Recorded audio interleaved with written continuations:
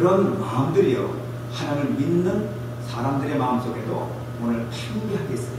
수많은 교인들이, 저는 그런 분들을 성도라고 부르고 싶지 않습니다. 솔직히 수많은 교인들, 교회들만 밟는 사람들이요, 하나님에 대해서 의구심을 갖고 있어요. 내가 열심히 신앙생활을 한다고 하나님이 정말 복 주시냐? 내가 그렇게 기도했는데 하나님 아무것도 안 주시더라. 아무리 기도해도 동전하니 나오지 않더라. 아무리 기도했는데도 내 병이 낫지 않더라. 그것이 바로 사탄이 주는 유혹입니다. 여러분, 하나님은 느헤미야를 통해서 우리에게 너희들이 절망적인 상황에서 포기하지 마라. 하나님께 기도해라. 나에게 기도하면 내가 너에게 희망이 될 것이고 너희의 소망을 이루어질 것이다. 너희들 낙심하지 마라. 중도에 그치지 마라. 우리 한국에도 그런 말 있잖아요. 그런 노래가 있잖아요. 네? 아리랑의 노래가 나옵니다. 나를 떠나 하나님은 심리도 못 가서 발병나네. 네? 나를 떠나.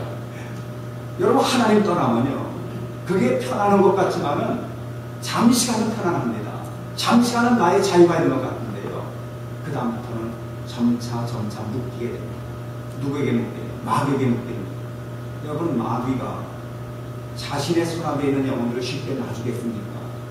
오늘 이 시대는 저와 여러분들이 어느 때보다도 하나님 앞에 기도해야 될 때이고, 하나님 앞에 우리의 희망을 걸고 우리의 소망, 마지막 소망을 걸고 하나님의 옷자락을 붙들 때입니다. 12해를 혈류증으로 앓던 여인이 다른 누구도 의지할 길이 없어요. 그래서 마지막으로 주님께 나와서 주님의 옷자락을 붙드는 거예요. 주님의 옷자락을 붙들지 않으면 우리는 절망입니다. 오늘 이 시대에 사람들은 너무너무 물질 문명에 만족해하고 그것이 자기의 살 길인 줄 알고 쫓아다니고, 건강이 최고인 줄 알고 온갖 먹지 못할 이상한 짐승까지 다 잡아먹으면서도 막상 그들이 질병에 걸리고 죽음에 덫에 걸리고 절망에 덫에 걸릴 때 얼마나 많습니까? 좋은 몸에 좋은 보약 먹어가지고 정말 천년 만년 살려면 우리 다 잡아먹어요. 근데 아무리 그렇게 해도 사람은 때가 되면 하나님이 부르시면 속절없이 끌려가야 합니다. 그럼 문제가 뭐냐? 우리의 삶을 최종적인 순간까지 책임지시는 하나님 앞에 나아가서 우리 하나님 앞에 소망을 걸고 하나님 앞에 기도하고 하나님을 기쁘시게 드려야지, 하나님을 슬프시게 드리고 우리의 어떤 목적이 달성되겠어요? 골리앗과 싸운 다윗은요, 참 우리가 볼 때는 무모한 어리석은 정말 철모르는 한강아지 같은 존재였어요. 다윗은 거대한 백전 노장입니다. 골리앗을 당할 어떤 군사도 블레셋 군에도 없었고 이스라엘 군사에도 없었어요. 골리앗은 누구나 다 두려워하는 그야말로 무시무시한 장군입니다. 그런데 그 17, 18살 먹은 야곱이 다윗이 골리앗 앞에 나가서 내가 너와 싸우겠다라고 할 때 골리앗은 비웃잖아요. 웃잖아요. 희망이 없는 거예요. 승산이 없습니다. 싸우면 반드시 패합니다. 그런데 결과는 달라졌어요. 다윗은요, 하나님 앞에 기도한 사람이었어요. 기도로 계속 내공을 쌓았어요. 겉보기에는 17, 18세의 어린 소년에 불과하지만 그 다윗은 어려서부터 하나님을 의지하고 살았어요. 하나님 앞에 기도했어요. 하나님을 어떤 것보다 소망 삼는 그러한 하나님의 아들이었습니다. 그래서 그 아들은 골리앗 앞에 나갈 때 뭐라 그럽니까? 너는 칼과 단창을 가지고 내게 나오거니와 나는 만군의 여호와 이름을 가지고 내게 나아간다. 하나님 이거 기뻐하십니다. 하나님의 이름을 가지고 나간 사람들은 그만큼 하나님께 기도하는 사람들 아닙니까? 하나님이 능력이 임하시면 내가 저 거대한 골리앗을 이길 수가 있다라고 하는 그 담대함, 그게 어디서 나온 힘이겠어요? 하나님께 소망을 두고 기도한 사람만이 가질 수 있는 담대함이었어요.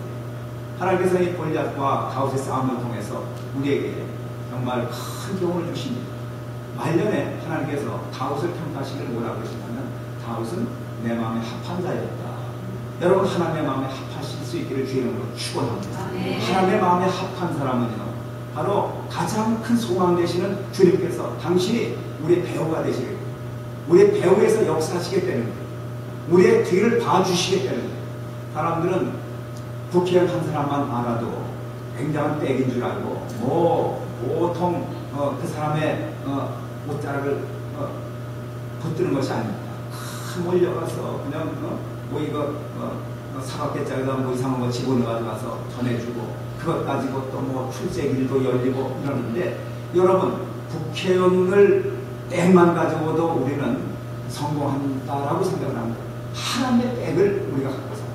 하나님의 자녀들은 우리 소망을 국회의원이나 정치인이나 어떤 대통령이 되는 것이 아니라 만왕의 왕이시고 만주주 되시는 하나님이 우리의 배우자가 되십니다. 하나님이 우리의 후원자가 되시면 다윗이 골리앗을 물리친 것처럼 저와 여러분들은 얼마든지 세상을 이길 수가 있습니다. 단지 중요한 것은요, 느헤미야를 왜 하나님께서 택하셨느냐가 겁니다. 왜 느헤미야를 통해서 그렇게 절망적인 상황 속에 몰아넣으시고 그리고 거기서 왜 기도하게 하시느냐 이겁니다. 하나님의 자녀들에게 좀 끈기와 인내와 그런 열정을 하나님이 요구하십니다. 여러분 하나님을 한두에 믿고 나 이제 졸업했습니다라고 교회론을 박차고 나간 사람이 있다면 그 사람을 하나님이 기뻐하시겠어요. 우리 신앙생활은 평생에 싸워야 할 마라톤 경주입니다. 이 마라톤 경주는 우리가 영원히 사느냐 죽느냐는 가장 중대한 그런 우리의 생사를 우리의 영원한 생명을 정말 내가 쟁취하느냐 아니면 내가 놓느냐는 평생의 과제입니다. 이 평생의 과제를 한두 해 믿어보고 한두 해 기도해보고 어떤 분은 내가 기도했는데 하나님 응답 안 해주세요. 하나님은 기도에 응답할 능력이 없으신가 봐요 라고 등을 지고 나가요. 얼마나 불행한 사람들입니까? 하나님을 그렇게 가벼운 분으로 여기시고 하나님을 그렇게 무능한 사람으로 여기는 사람들은 하나님을 기쁘시게 할 수가 없습니다. 오늘 이 시대는 마지막 시대라고 합니다. 정말 사람들의 그 마음이 이제는 모두 하나님을 다 떠나가는 시대예요. 하나님을 떠나서 세상에다가 소망을 걸고 세상에 목을 걸고 살고 있어요. 세상 의사들이 나의 병을 고쳐준다고 생각해요. 의사들이 병을 고치는 거 아닙니다. 속지 마십시오. 우리의 병을 고쳐주시는 분은 우리를 창조하시고 우리의 생과 화, 복과 모든 저주를 다 주관하시는 하나님께서 고쳐주시고 하나님이 지켜주셔야만 우리가 고침받는 거지 의사가 절대 고치지 못합니다. 불치병에 걸렸어요. 그래서 우리는 이제 의사에게 찾아갑니다. MRI 찍고 뭐 CT 촬영하고 다 합니다. 그리고 의사가 진단합니다. 아, 당신은 이러이러한 병 때문에 이제 준비하셔야 되겠습니다. 그러면 의사의 말을 믿고 그 사람은 생을 포기합니다. 그게 대부분의 사람들 아닙니까?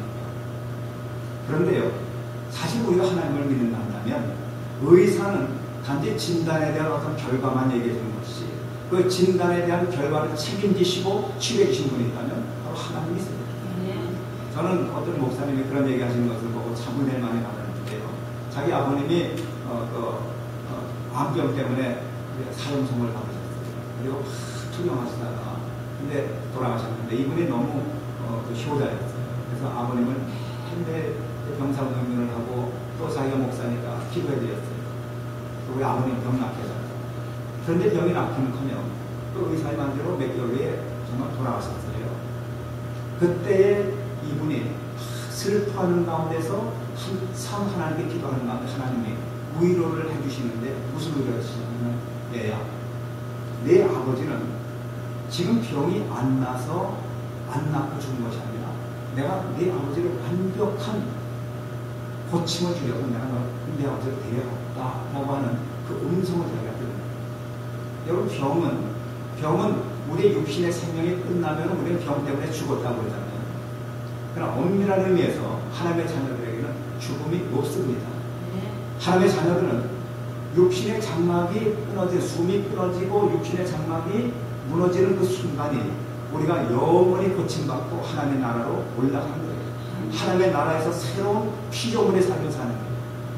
나방이가 누에고치가 나방이가 되어서 그 나방이 속에서 막 비치고 나올 때는 죽을 힘을 다해서 나오고만 하면은 그 나방이 속만이 자기 세계였다고 생각하는데 나가면 죽을 줄 알았는데 나비가 돼가지고 날개를 치며 날라보니까 엄청난 세계가 있잖아요.